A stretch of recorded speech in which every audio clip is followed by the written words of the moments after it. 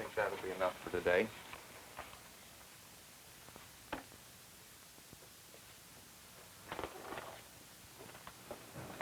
We've been making some decisions about some items of ground support equipment, things used by troops in the field in the handling and launching of heavy ballistic missiles.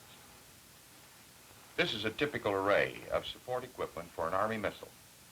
In this case, the giant Redstone, the Army's newest and largest weapon. The Army believes that all of its weapons, even one as large as this missile, must be completely mobile. This means that the missile, all of its supporting equipment, and its sources of fuel can be airlifted to any spot on Earth to be moved on the ground from site to site. At this headquarters of the Army Ordnance Missile Command, we are supervising the preparation of the big Jupiter ballistic missile for use in the field also. Once again, we have developed this as a complete mobile weapon system for the use of the Air Force.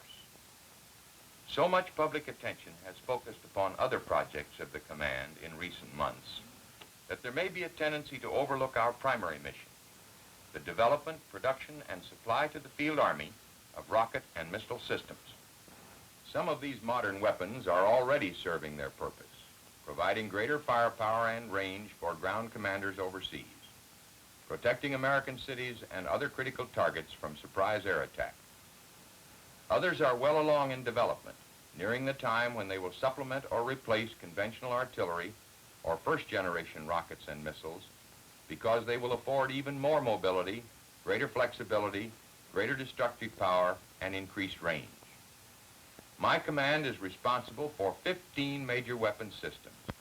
Responsible, that is, from the concept of the idea through the development, production, test phases, supplying them to the field and making sure they are ready for instant use if the need arises. We also take active part in the training of the Army personnel who maintain the systems, and we assist with training of those who fight them. While we are essentially the builders of weapons for the national defense, and they are certainly useful as deterrents to all-out or brush-fire war, it is this Earth satellite, the first explorer, which caught the public's imagination and which did much to restore basic confidence in our technical abilities. For the launching of scientific Earth satellites, the Army employed rocket systems which had been developed for missions concerned with our weapons programs. An outstanding example is the Jupiter C, based upon the Redstone missile, which placed Explorers 1 and 3 in orbit, and which will be heard from again as we continue our exploratory efforts in outer space. I am constantly being asked when we will launch another satellite, or when we will shoot the moon. My answer is the same every time the question comes up. I believe in talking about these things after we do them, so you'll know about the next one after it's up there, and not before.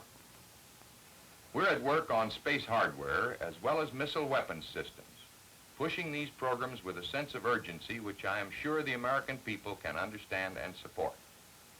Most of the Army's missile production takes place in industrial plants under contract, but we do a good deal of development work and prototype testing in our laboratories, so that the bugs are out of the bigger missiles before they go into production. To this mission, we commit all our resources, making the best use of the creative imagination and the experience of our development team. I rate it the best in the free world. Now I want you to hear some of the technical details from the man who supervises these aspects of our work, Dr. Wernher von Braun. Are you there, Wernher? Yes, General Medaris. We have some visitors, Wernher. I think they would be interested in hearing about some of the technical accomplishments and some of the areas in which we are now interested. I'll be happy to discuss them, General. The development of a guided missile system requires a combination of almost every field of science and engineering. The process of controlling a missile from its launching point to the target without human sensory guidance requires automation of the highest order. Automatic control devices must assume almost the entire task of directing the basic operating functions within a missile. time elements are so short that any attempt to control these giant transportation systems through human reaction to changing atmospheric or other conditions would be impossible. The more complex, the longer the time the missile must cover, the greater becomes the demand for perfection in control equipment. It may seem incredible that these devices must sense every condition that affects the missile, even before the missile itself has felt the effects of that condition, and must correct for changes in course before those changes occur. When you see the Redstone missile on the launching pad, for example, you actually are looking at a monument to automation. Within the missile are thousands of small, highly accurate measuring, sensing, and actuating devices, each perfectly tied to others in the overall system. The failure of any one part to do its work means that the missile will fail to accomplish its mission. The Redstone missile you have just watched is the first of our really big missiles to reach the field. It is now in the hands of troops in Europe, giving the NATO shield forces a deadly, dependable weapon of tremendous firepower, as General Medaris indicated. The Redstone was a kind of parent to our Jupiter missile. The experience we gained in the Redstone development helped us immeasurably when we tackled the IRBM problem with its much greater range. Also, we had the reliable Redstone to employ as a test bed for Jupiter components and systems, so that we had the advantage of actual flight testing even while the Jupiter work was progressing and before the first Jupiter was fabricated. Redstone provided us with the booster we needed for the so-called Jupiter C, our re-entry test vehicle, which on its first launching in September 1956 hurled an inert payload over 3,000 miles across the Atlantic Ocean. We employed this Jupiter C system again in August 1957 to test one solution to the problem of protecting the Jupiter warhead. This was the first time that an object, a scale model nose cone in this case, had been hurled into outer space and successfully recovered. We knew then that we were on the right track. In May 1958, we were ready to test the full-scale Jupiter nose cone. With the efficient help, once more, of our friends in the United States Navy, the cone was successfully retrieved. I know General Medaris agrees fully when I say this is one more example of the excellent cooperation within the armed forces. We launch our big Army rockets for Marines serviced by the Air Force, and the Navy helps us to recover our nose cone. I suppose that we have demonstrated a technique which can protect objects from burning up when they re-enter Earth's atmosphere is strongly suggestive of a further breakthrough we can now anticipate: the entry of man himself into space. It should be obvious that behind the visible demonstrations of any rocket technology are many unseen contributors. Our programs are so broad that in every state of the Union, someone is sharing in these accomplishments, either in private industry, in research laboratories, government arsenals, or at proving grounds and universities. The basic research and development element of my command is the Jet Propulsion Laboratory at Pasadena, California, managed for the Army by California Institute of Technology. Here we have more than 2,000 scientists, engineers, and technicians working under the supervision of Dr. William Pickering. You might say that the primary mission of JPL is anticipatory research and development. We expect them to find out today what we will need to know tomorrow as we continue our rocket developments, so that it will be immediately available when we need it.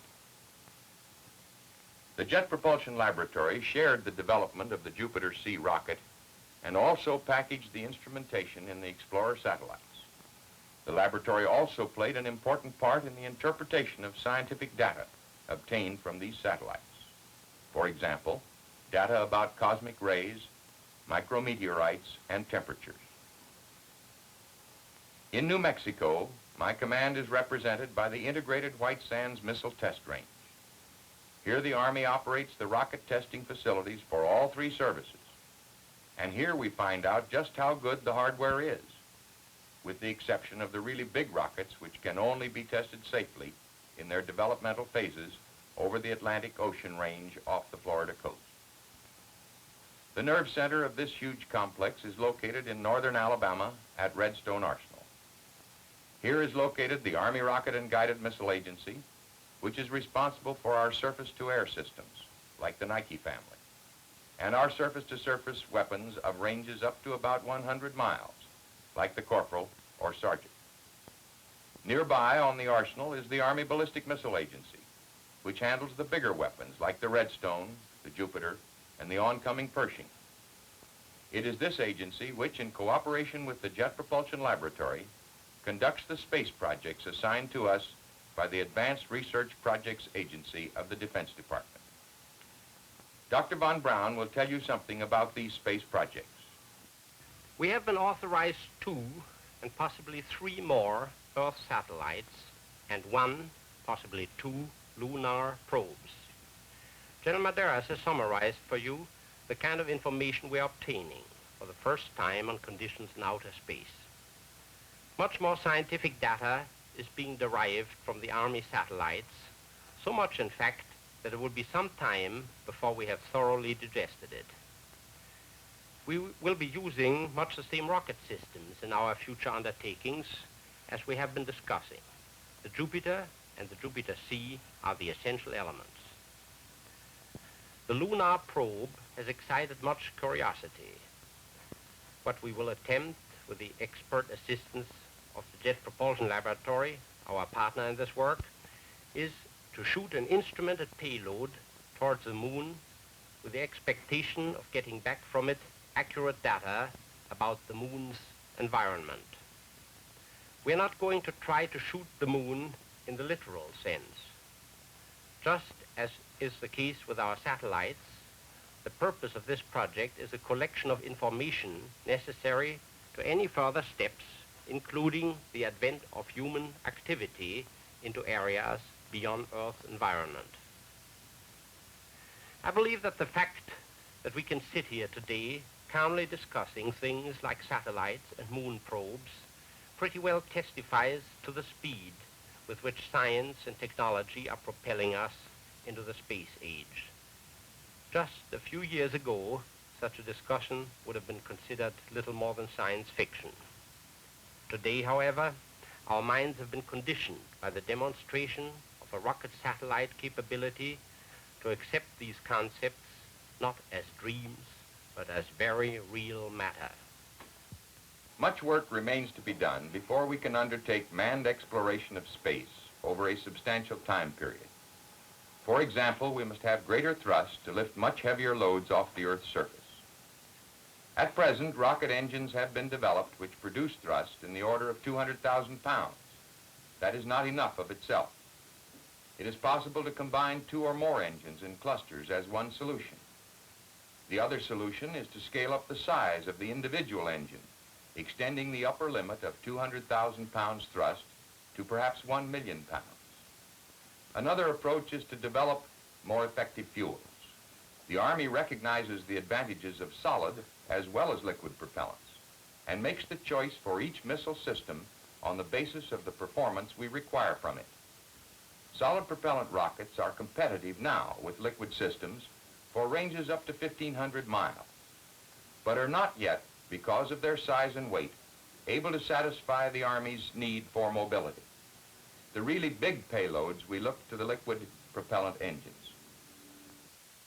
Another broad area of engineering interest in our future developments concerns guidance and instrumentation.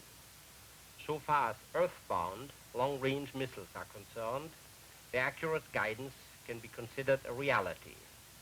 Future work for such applications will be primarily in product improvement, component miniaturization, and increased reliability. I think I can illustrate this by the following. The density of packing electronic components in our television sets is about 700 items per cubic foot. New developments make it possible to pack 700,000 items in the same space. In other words, a complete amplifier is contained in a package smaller than the head of a housefly. For lunar and interplanetary probes, the guidance requirements are even more acute than for its satellites.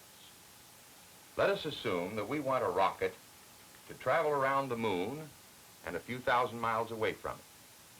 To do this, we must have a cutoff velocity in the last propulsion stage of the rocket system, which must be predetermined to an accuracy of about 1 part in 1,000. The angle at which the vehicle must be injected into the Earth-lunar ellipse would have to be accurate to within 1/4 of 1 degree.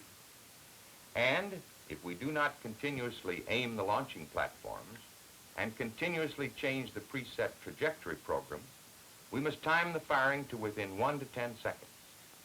This is necessary because the Earth revolves continuously and the moon is also in continuous motion. To solve problems of such complexity, and none are beyond solution, we are developing our human resources too. At this arsenal, a second generation of missile developers has grown up and is rapidly approaching full maturity, so that we have the scientific knowledge, experience, and skills in depth, which are essential to the continuity of effort, which pays the biggest dividends. Here we consider our team to be every man and woman in the organization, military as well as civilian, all of them dedicated first to provide those weapons vitally necessary for defense, and then to utilize this unique know-how for space exploration. Many challenges lie before us in all fields of missile engineering. We must improve our existing chemical propulsion systems while we develop more exotic systems involving nuclear and ionic propulsion. One day, man will find the means to control the conversion of mass into energy, essentially the harnessing and controlling of the energy conversion which occurs in the hydrogen bomb. Dr. von Braun and I have enjoyed this opportunity to tell you where the Army stands today in its rocket and space programs, and to indicate some of the areas in which we expect progress as we continue. My command was established for the purpose of bringing under one management all the resources of the Army in the missile field, the better to utilize those resources in the nation's interest. We will move forward just as fast as the necessary resources are made available. We have the capability, we have the facilities. What we need is the continuing support of the American people expressed through the Congress. We can see limitless possibilities and benefits which will accrue to mankind for many years to come.